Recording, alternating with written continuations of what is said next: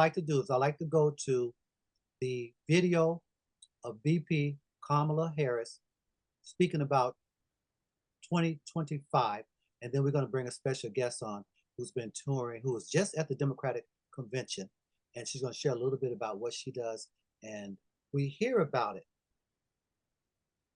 But what we don't hear is even more powerful and detrimental to the way we live today and in the future. So Steve, could you pull that up, please? Thank you. Created a 900-page blueprint they're calling Project 2025,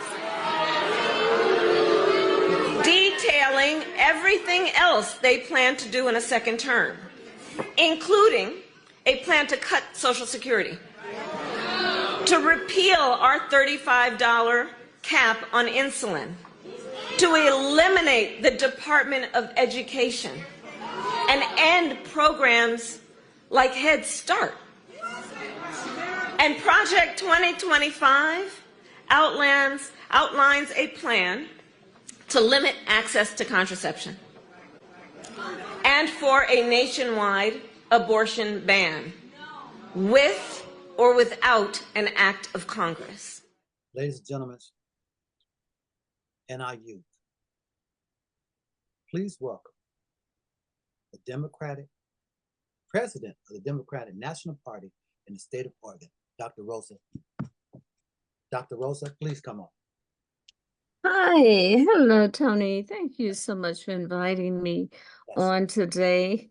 I'm a little bit jagged. I've been out canvassing. I've been home about 30 minutes from Lynn County. I was in Albany this morning canvassing, leading a major canvass effort for Congressional District 5 candidate Janelle Bynum. That is a very, very consequential race.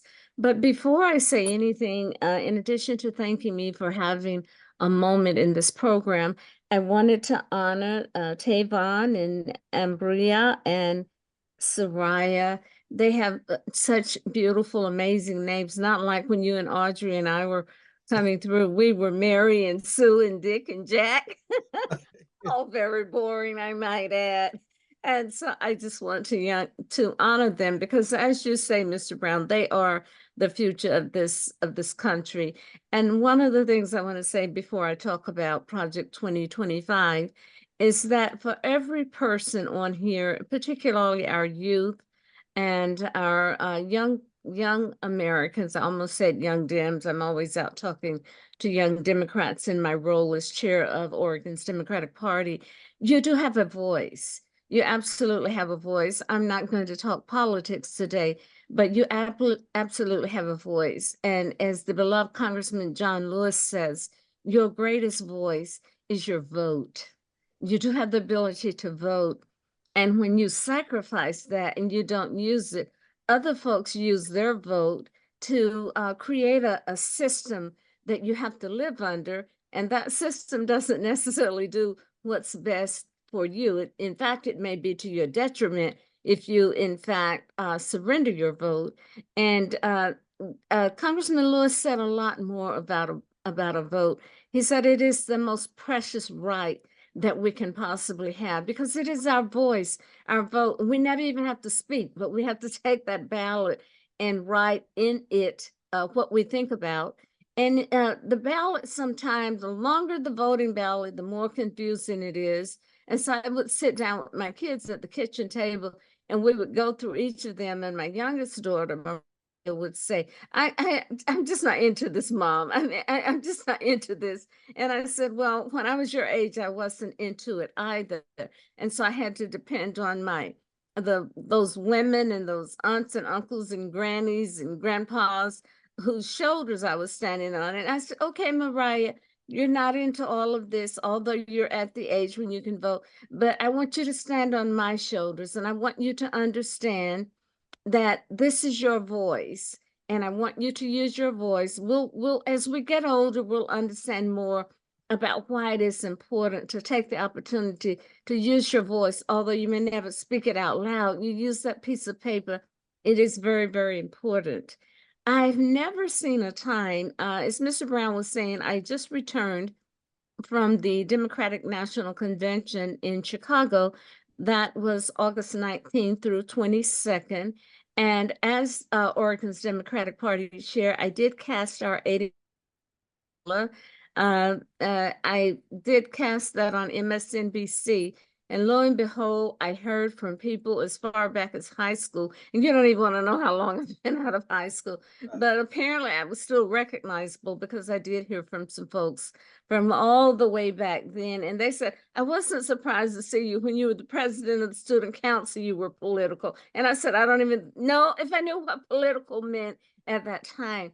But I think what they were saying is that you were an activist, you were involved in what is happening around me that impacts how I live from day to day, whether or not I'm going to be able to get an education.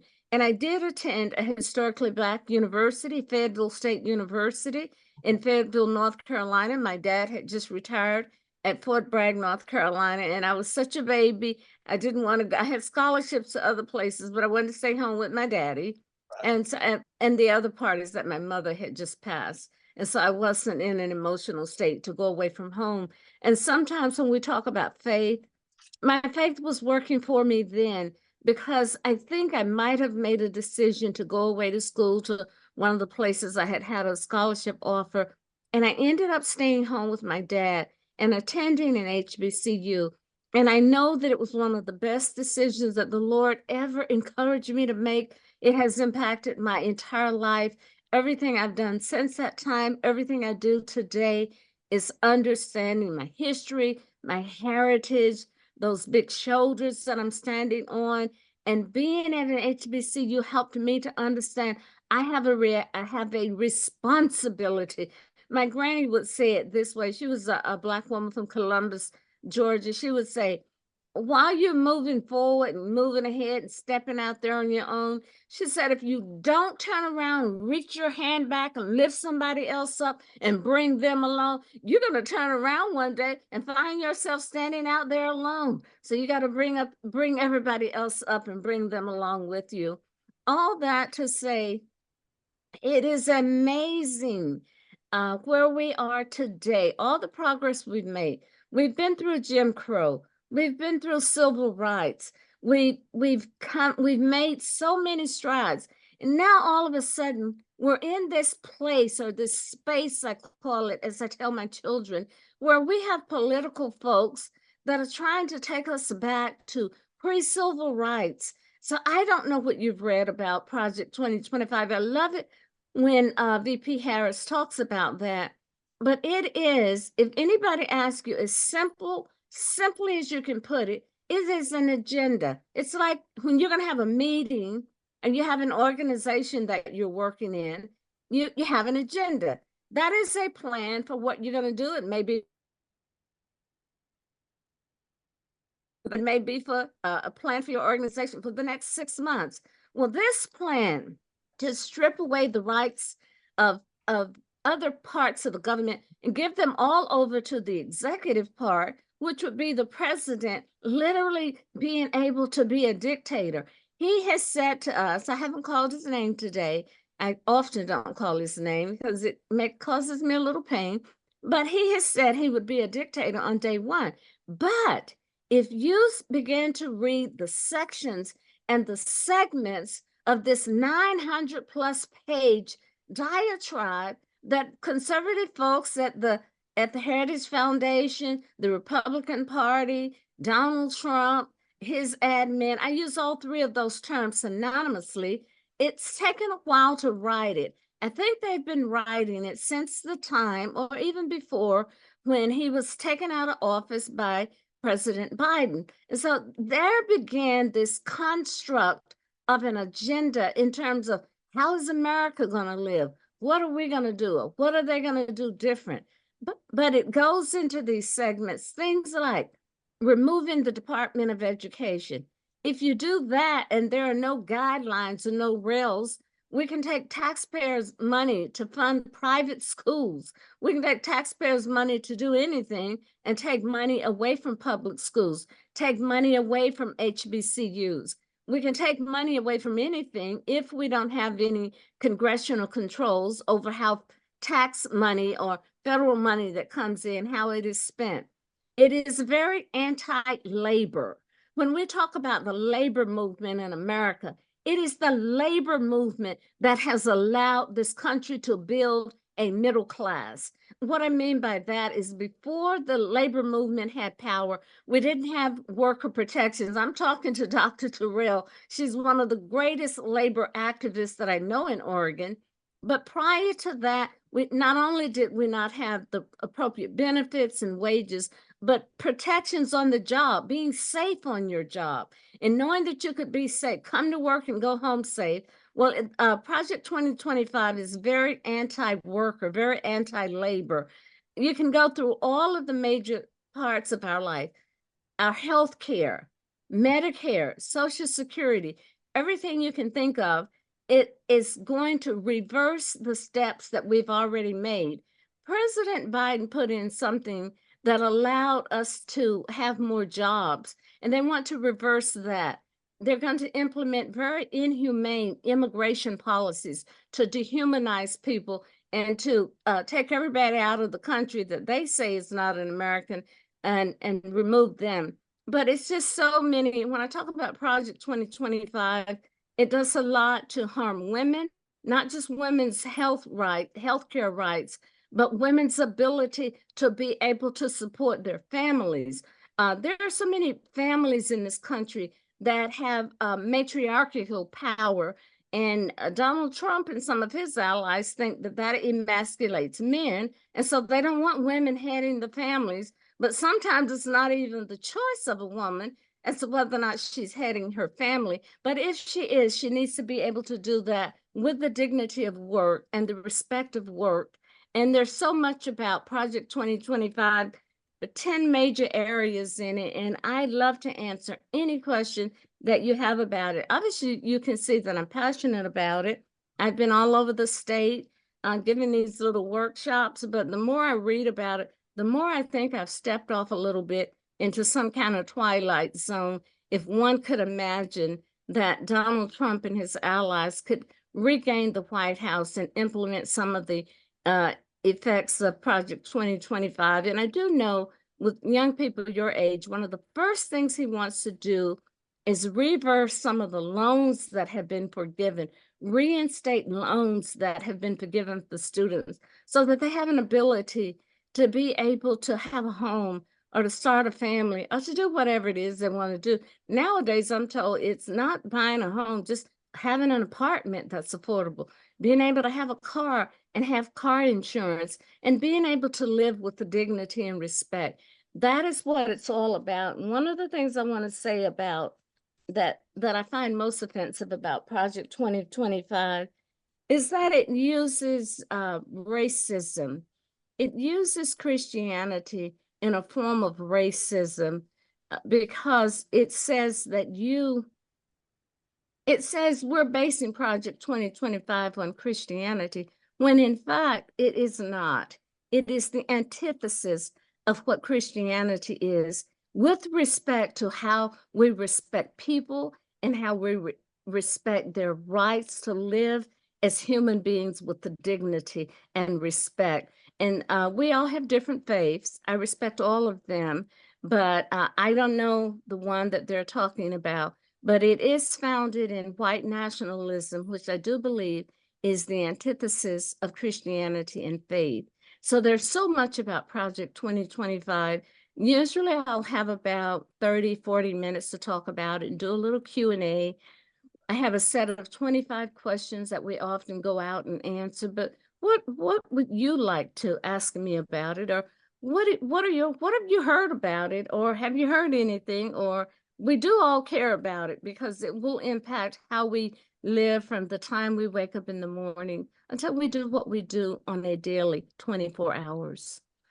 Mr. Brown, I hope I didn't talk too much. What do you need? And I want to put something out there right now. Okay. I look forward to having you come on where we can just like do a 45-minute presentation. Yes, because one thing I want to add, you're probably hearing a lot that Trump is saying that he's not associated with Project 2025. Well, if you take an opportunity, just go on YouTube, the social media people, the clips that she was talking about, his name is mentioned 312 times plus in that book, in that project book. And his VP that's running, he wrote, for all you authors out there, understand this, all you media people that write, he wrote the foreword to the book, Project 2025. And then he says, and I just want to put a little something out, because I started doing a little research myself too, because this is deep. And thank you for sending me the link. And like she said, it's 900 plus pages, but it's also written in 30 chapters. So they're breaking this down. Then also, Robert, I'm gonna read this. Keith Roberts. Who is Keith Roberts? He is the president of the Heritage Foundation that put this book, this project together. Not just him, they got over 120 people that served with Trump in his presidency that was part of this book. They got scientists, teachers, professors, all putting knowledge into this project. So they did some thinking, y'all. They did some serious thinking. This project didn't just happen. It started back in 1973. Now, I don't know how many of you young folks was born then. Probably not on this call. But in 1973, they started this project. Oh, they patient. Oh, they patient. Now it's happening. So I just want to add a little, give you a perspective like, well, whose project? Where did this come from? Who wrote this book? Who wrote this project? Over 900 pages, 30 chapters. They broke this down in its 4 phases. They have a policy, a personal, a training, and a playbook. And Dr. Rosa, she's been going around sharing this. So can you just touch on a little bit of that for us? Yeah, I can. In terms of policy, the areas, okay, great. I've got some writing in front of me. Oh, they just came off. In terms of policy, how this begins is if Trump is to recapture his position in the White House, he would begin early on. All of this is pre-written, but he would be able to implement the policies that would reverse activities or actions that are currently in place. Because what happens is he would have to create a policy to allow for us to have things like student loans reversed. He just can't go in and say, okay, everybody that had a loan, your loan starts back tomorrow, or you no longer are forgiven that loan. So it starts with writing policy in all these different areas. Like I think VP Harris talked about the cap on insulin. They would have to write a policy to effect that those monetary breaks being taken away. So everything starts with writing policy. And I mean the executive branch writing policy, not the Congress making laws, but the executive branch writing policies. So only be a dictator on day one. That means he would begin one of the 4 basic pillars of Project 2025, which is to begin writing policy to undo or to redo some of the laws that we currently live under. I'll give you an example of another one. He would write a policy to ban abortion in every state, which would have a direct impact. And I don't particularly like using the word abortion in a broad global sense, because we're not just talking about abortion, we're talking about reproductive health care. Reproductive health care is a lot more than having an abortion. Black women, Black mothers are dying at dramatically different birth rates or having low birth rate babies. We're losing the babies, in some cases losing the mom. So it's about health care, and abortion is one part of health care. that may be what a woman needs to save her life, but she needs a lot more sometimes. Not every woman is of childbearing age. So when we talk about women's health care, we're talking about something much, much broader. Well, part of that policy is that they would begin to write policies to implement these this dramatic chaos into our daily lives. And that's why reading the book, you have to go through the details in each of those chapters to see what that policy is about. But it is, when they say policy, they mean policy because they're trying to take the rights away from Congress to be writing different kinds of laws. So it would be a dictatorship. I think most people think that's a little hyperbolic, or that we're speaking in hyperbolic terms, but actually we're not, if you can get into the book. And the people that have written Project 2025, they're counting on America, you counting on us not understanding and not reading Project 25. So all of a sudden, if we were to have this new policy, we would say, well, where did it come from? And folks would say Trump's administration wrote it and implemented it. But I want to put this in perspective for the book writers and the book readers. They have banned over 10,000 books from year 1923 to 24. They have banned the books. You students that's getting ready to go into school, my dear brother that teaches the word, they have banned the books. This is how serious this is.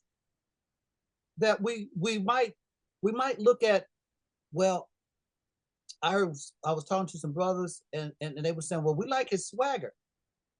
Well, that's what this is about. This is more serious than anybody's swagger.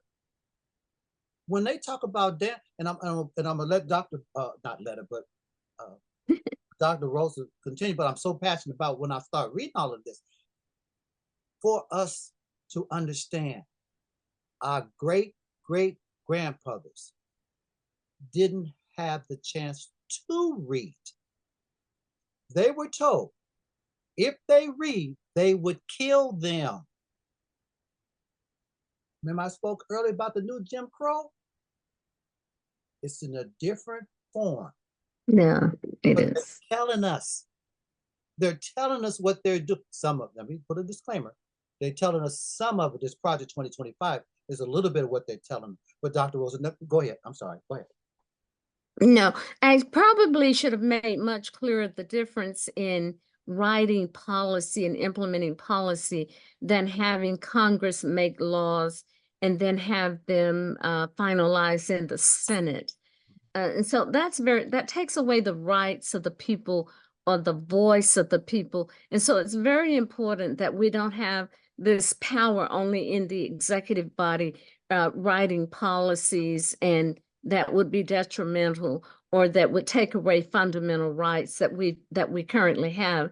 There's another pillar in Project 2025.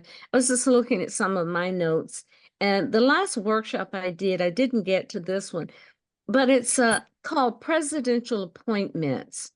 And this impacts workers and it impacts labor because there is a specific plan. Someone else pointed out to me, I hadn't gotten to that detail, but and this is related to presidential appointments. The Trump administration is proposing to remove about 220,000 jobs for starters. And this would be people who are currently employed. Imagine that a new administration comes in and all of a sudden you no longer have a job because they want to write policy that takes away some of your union protections if you're a worker. And so in that 220,000, what they seek to do is to hire what's called Trump loyalists, people who would be loyal to what Trump wants to implement. And even if you're suspected of being disloyal to what Donald J. Trump wants, you would also be a part of those jobs those people who would all of a sudden not have a job and not have protections on those jobs. And these are mostly federal workers, So if you're not a federal worker, perhaps you think that doesn't have an impact on you, but certainly it does have an impact when one's rights to employment. It's like cutting your knees out and then cutting your legs out underneath you, because when we have a job, we have the dignity of that job, the respect of that job. We have health insurance. We're able to rent an apartment or pay for a home. We have a car and auto insurance. And something else we have when we have a job, and that is we can eat. It's as simple as that. It's as simple as that. You just touched on something, people. For the federal workers. Yeah. Go read about Schedule F. Schedule F. That's for the federal workers. All you federal workers, it's deep. Schedule F is what they're calling. Dr. Rosa mentioned about the food. Go to page 5. Page 5 of Project 25 talks about the Food Administration, how they want to get rid of it. We won't even know what we're getting in our food. They're talking about on page 5, because I know everybody don't want to read this 900 some pages. I get it. Page 5, they're talking about, they simply said this: if you're growing corn, let me read this. If you're growing corn, producing or distributing should be in prison, and anyone who participates or facilitates should be registered. They just talking about corn now. They start with one thing and go to another. Go back. I'm sorry. Go back though. You no, I'm glad you mentioned that. Go to page 5. Go ahead. Thank you for that, Mr. Brown. There's something else I thought our audience today, our younger folks, might be interested in, and that is Project 2025 has a chapter in it on what I call anti-environmental protections, not environmental protections, but anti-environmental protections. Part of what they want to do, again, when I talk about policy as a pillar of this, one proposal is to eliminate the Environmental Protections Office of Environmental Justice and external civil rights. That's one of the policies they want to get into place. They want to make, and this is the simplest way I know how to explain it. They want to make our air dirtier and to worsen things for climate change. They want to make it harder for the EPA, the Environmental Protection Agency, to take action against climate change by attacking the endangerment findings. So it's all about the policies that they want to put in place. And what baffles me, and this is where I'd like to get some engagement or some exchange, because I feel like I'm talking too much. When these policies come into effect, we're kind of instead of being out ahead of danger, I call it, my dad will talk about this thing about if you think danger is coming, you get out ahead of it, because we don't want these policies in place and then we're coming behind them trying to get them corrected. And so when we talk now about explaining to you what this plan is, and I talk about your voice and the power of your vote, we want to make sure that he's not back in the White House again. And to me, this isn't a political discussion. This is about life. This is about reality. When somebody says, I want to make it harder for you to get a school loan, and if you've had one and you're trying to pay it back, I want to make it much more difficult for you to pay that loan back, because the impact of this is trying to tear down a middle class that we have spent decades building. Now, how many decades, Dr. Terrell, have we expended into trying to build a middle class for this country? If he can implement these policies, some of them that we're trying to write, then we can tear down the middle class, and that leaves us with who to rule the kingdom, so to speak. Let me it's a common sense answer. Let me get to the answer, but I want to drop this page on you. Okay. About Education. I sent you the link, so you've been in there, right? I went to read this. I said, oh, I got to make some notes on this. The education department should be eliminated on Eliminated. page 319. You ain't got to read the whole 900 pages. Oh. Go to page 319. They're talking about it. They're talking about it.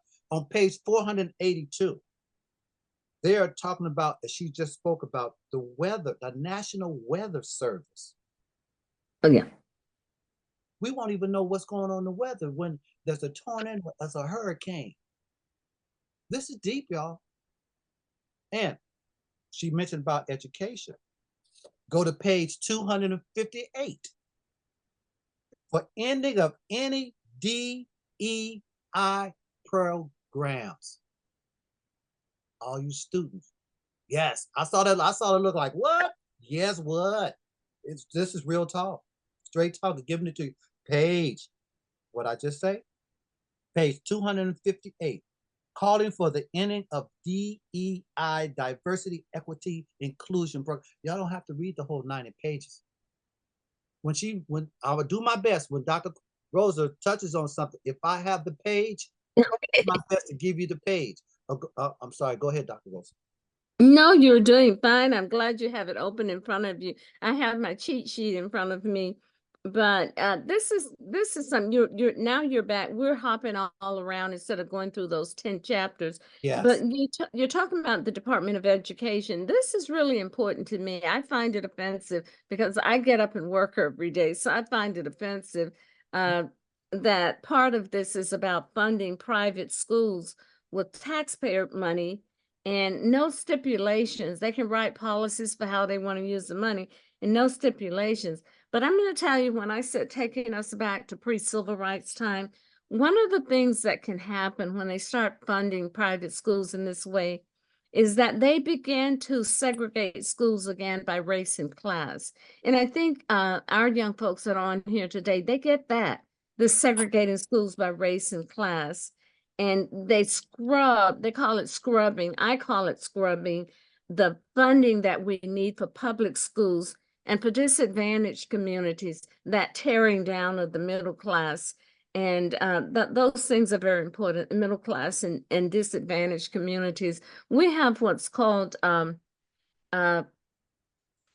climate change, or we have I call it environmental racism. And that is in the books now. We are defining what environmental racism means. And it happens when we take money away from funding our communities that we need to be building up and keeping folks and children healthy, the water healthy, the air clean, making sure there's not lead in the pipes. All of those kinds of things that are very important that can be impacted by this Project 2025. I don't know if Mr. Brown has the page number, but there is a specific action in there that denies students in 25 states and Washington, D.C. as well to have not to be able to access student loans. I don't know that there are a lot of people that are independently wealthy, because for us as Black folks, that the wealth gap between the white and Blacks, yeah, we've made some progress since Jim Crow and since the civil rights laws, but the wealth gap is continuing to expand. Some folks are getting richer, other folks are getting poorer. And even if we're not getting poorer, the idea is that we haven't been able, and VP Harris talks about this, we haven't been able to build wealth. There's something very important about not just living day to day and getting along and surviving, but building wealth. We've got one side building wealth, and these folks are coming up with this Project 2025 that would disenable us to survive with the dignity, let alone to begin to build wealth. Another very specific thing, I don't know if Mr. Brown has the page, but they want to curb or even eliminate Pell Grants. I had a Pell Grant in undergraduate school. Even though I had academic scholarships, I also had a Pell Grant. They've been around forever. Mr. Brown just talked about this, censoring certain discussions in classrooms. Everybody on here familiar with CRT, they're going to make that a deadly sin. Critical race theory, that you're talking about critical race theory, which is no more than a legal framework that states that systemic racism is a part of the American society. They don't want young children in the classroom to learn about critical race theory because they want to whitewash, change the history books, and they can't change them. Mr. Brown talked about earlier about they want to ban the books that they don't want you to read. And this is really something. Woman in Salem, we're talking about Salem, that's an hour down the road from me. She said one of the books that was pulled from their library was The Color Purple. Has everybody seen the movie The Color Purple?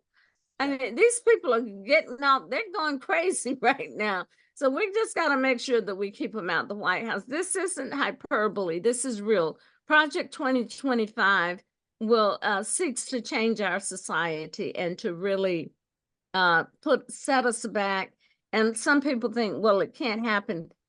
It's too dramatic. It really can't happen. I want to tell you, I heard this same discussion with what's called now the National Organization for Women. Some of the women there, and they were specifically white women, for those of us who were clamoring about Trump being elected in 2016, that if he got in the White House, he would appoint conservative judges and they would overturn Roe v. Wade. So the discussion from some of my colleagues, maybe well-intended, was that Roe v. Wade is settled law. And so we don't need to be so worried about that. Don't be so hyperbolic. Were we hyperbolic? Did they overturn Roe v. Wade? They did. Absolutely. Absolutely. 50 years I think later. it did. Yes. Yes. So I don't think that we can overreact to Project 2025. I think what we can do is make sure that we follow Dr. King and Congressman Lewis, that we make use of that precious tender thing called a vote. And lately, Senator Warnock out of Georgia has written, there's a little meme on the internet, and it talks about what is a vote. And Senator Warnock, or Reverend Warnock, describes a vote as a type of prayer. He says it's a prayer about what you want the world to look like. We don't want it to look like the world that's being envisioned in this 900-page diatribe called Project 2025. We want an anti-Project 2025. And if I've bored you with Project 2025, I can tell you one thing. You don't want to see it come to pass, and you have the power to make sure it doesn't. I have one vote. Dr. Terrell has one. Mr. Brown has one. Soraya has one. Ambria has one. Tavon has one. And that one vote is powerful because if we use them, they add up to millions. That's right. And that's what we have to use. We don't want Project 2025. You asked me about something, and I want to, on page 319. Okay. The possibility of ending birthright citizenship. Yes. Now they could come back and say we ain't citizens. Watch what they're doing. You know what? That is, I hadn't thought about that one, but as crazy as some of the other stuff is in there. Pages. You ain't got to go read the whole. Well, I hope you do go read the whole 9 pages. But I'm giving you the pages. The doctor mentioned, Dr. Rosa mentioned about African American studies. Page 336. African American and gender studies on all levels of education. Read it. Page 3. What I'm sharing and what Dr. Rosa is sharing, it ain't no secret. We're not giving no big secrets out. It's in the project. In the book. They'll tell you, go to their website and look at it. It's right there. Page 336. It's right there for you. Okay. Let's get back to the pillars. I'm sorry. Yeah, one thing I want to say, we've talked about, I see Dr. Terrell has her hand up, but I wanted to say something about how Project 2025 impacts grades K through 12, the formative years and the foundation. We didn't all start out in college, but I did want to say there's something very specific in Project 2025 and it impacts grades K through 12. And one of the things they want to do, when I keep talking about policy, Project 2025 seeks to eliminate Title I of federal funding. And what Title I does, as all of you know, is it provides grants to schools with large populations of low-income students. That is a direct assault on our communities. I spoke about how we protect our communities with clean air and clean water. We make sure that we're safe, that our communities are safe, where we're raising our babies and our children. It has all kinds of negative impacts. And it doesn't just happen that there's lead in the pipes and in impacting the quality of the water that we drink. It doesn't just happen in Detroit, Michigan. It can happen in Oregon as well. But our children will not be able to receive a quality education. There's questions now about whether we have a quality education, but under Project 2025, if they are able to eliminate Title I federal funding, when I keep saying that it pushes us back to a pre-civil rights era, it will. Page 482. Okay. Because I want people. You gotta worm out, Mr. Yes, ma'am. Brown. You know, and I hope I appreciate y'all being on this call, but I hope that y'all look at these, write these numbers down, and pass them. Page 251 for our gay brothers and sisters, LBGT. Let's think about going in there, pulling that lever. They got something for you on page 451. Get rid of all gay marriage. Now, if they start with the gay marriages, they go to some other interracial. So they got a plan here. Page 469. Now, everybody on this call probably knows somebody or actually using this themselves. The Affordable Care Act. Sure. Page 460. They said end it. They didn't say think about it. It says ending it. Obama. Page 140. A massive deportation of immigrants. Now, how are they going to do that? That's the thing. Write an executive order. Write an executive order or a policy, because they can't. Trump tried 60 different times to wipe out Obamacare. I still call it Obamacare. It's ACA, Affordable Care. He tried, I don't know how many times. But now if he gets back in, he knows that he can't get it through Congress, so he's going to get it done in a different manner. Absolutely. And they said, go through. Now just picture, I want everybody to visualize this, doing a massive deportation. How do you do that? You go through everybody's house, their home? I don't know. But this is what they want to do. And then lock them up. But now, if they started with one person locking them up, I'm going somewhere with this. They start with one person locking them up. Who's going to be next? My federal workers, they're telling you, Schedule 5, if you don't agree with them, you no longer have a job. You get eliminated, yeah. And then page specifically that speaks to the eliminating of the federal civil rights, Title I, 482. Page 482. Speaks to that. But I want to share something real quick, and we're going to close it out. Not close it out, but we're going to share a little. We're going to wind it on down.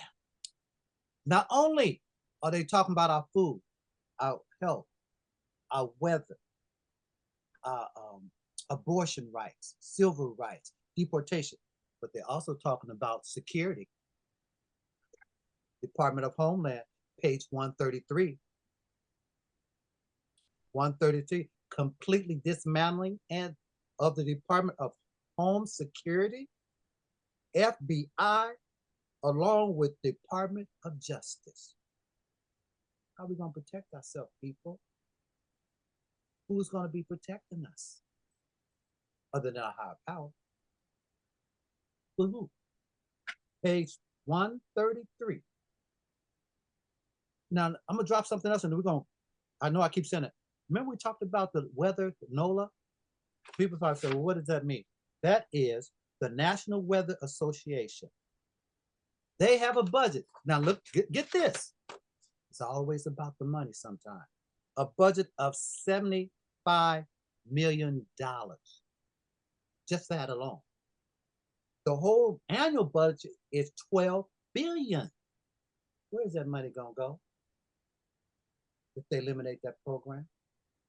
He'll redirect it to something that. Thank you very much. Yeah, he'll redirect. I'm gonna share this with you, and then I'm gonna thank everybody.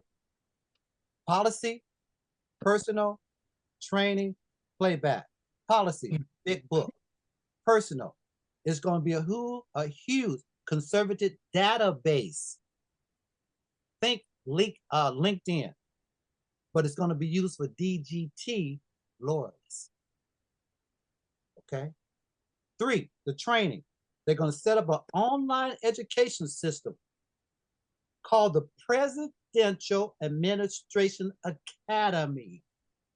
They would teach their views and ideologies as a course. Okay. Number 4, the playbook, which is a game designed, get this, a game designed to implement everything that they're going to do within 180 days or less. Okay, I'm gonna run through the pages again for all the viewers so you can have that.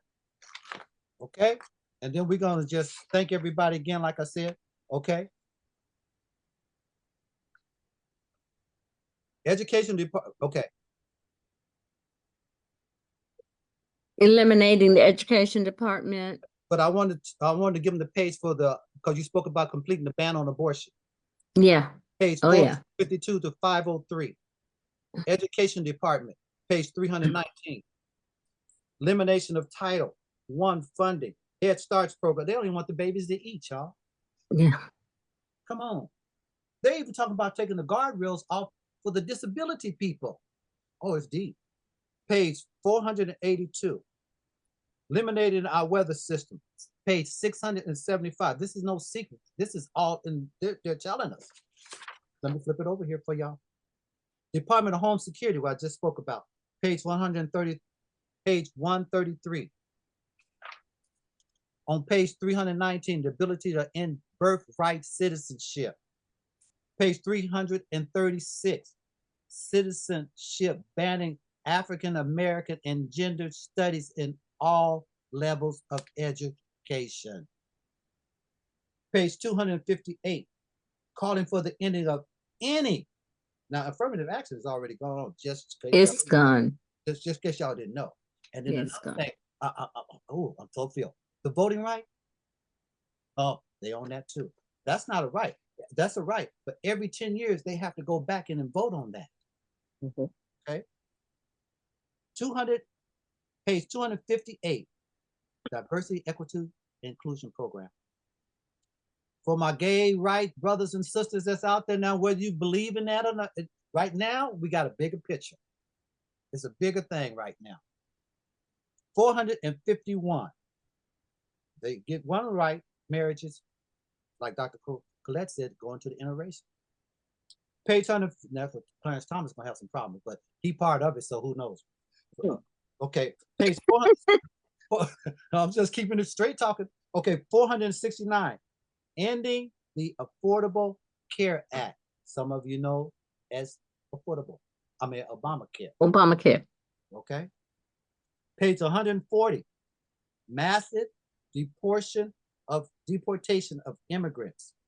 Rounding them up illegally, rounding up illegal immigrants and a plan to lock them up.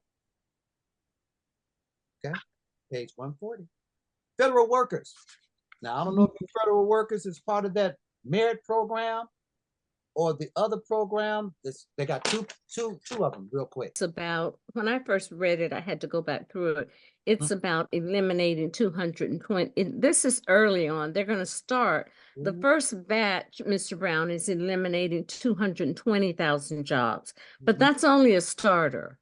That first batch of the 220,000. Right. It'll be more but that's a part of that program. The one thing I wanted to add when you were going over that excellent review of that, the one department that Donald Trump is dead set that he's going to go after and destroy, and that is the Department of Justice. That's part of his retribution. He feels that the Department of Justice has wrongly targeted him for a lot of the indictments, that he should have been indicted a long time ago. But he will not simply cripple the Department of Justice. I think he's going to try and decimate the Department of Justice in such a way that he replaces it with something else that works in a different way than what we have now. That is, I think we can fairly say, well, at least under President Obama and under President Biden, and even earlier, I first voted for President Clinton. It was as objective as we could make it objective, but that is a dangerous thing for him to try and get rid of the Department of Justice, because I'll tell you, a lot of what we tried to do to keep police in line in this country, without the Department of Justice, we would never have been able to do the groundwork that needed to be laid to have some accountability for that horrific murder of George Floyd and a whole lot of the others. But that is one department that Donald Trump will decimate. And I mean, it'll be on his mind the day that they let that man back into the White House, and that is the Department of Justice. Page 133, Department of Homeland Security. I want to thank everybody for joining us. He's going, if Trump can get back in the White House, these programs, I call them proposals to take us back to pre-civil rights, maybe to Jim Crow, they become real, and it's too late then. Everybody on here, it's too late then to start dealing with this. We need to deal with it now. Too late. And they're going to change, and we're going to get on off here. They're going to change the media. In Russia right now, you only watch what they want you to watch. We won't be able to do programs like that. But again, we thank you so much. Everybody that's viewing, that hits us on the DMs and hit us on Straight Talk, rest assured, my word, I'm going to answer each one of them. It takes me a little time, but I'm getting down the list, answering everybody. And again, if you have a topic, hit us up on sttv.biz, because Straight Talk truly is the show that cares about you. And let's keep getting this information out to each other. Like I said, this is not no judgmental show. We just straight talking. We want to keep it real, and we want you to have the information. 7 days or less, our whole life changed as we know it. 6 months as we know it. A year, 5 years, 10 years, 20 years, as we know it, could change. We have the opportunity. The torch has been passed to us.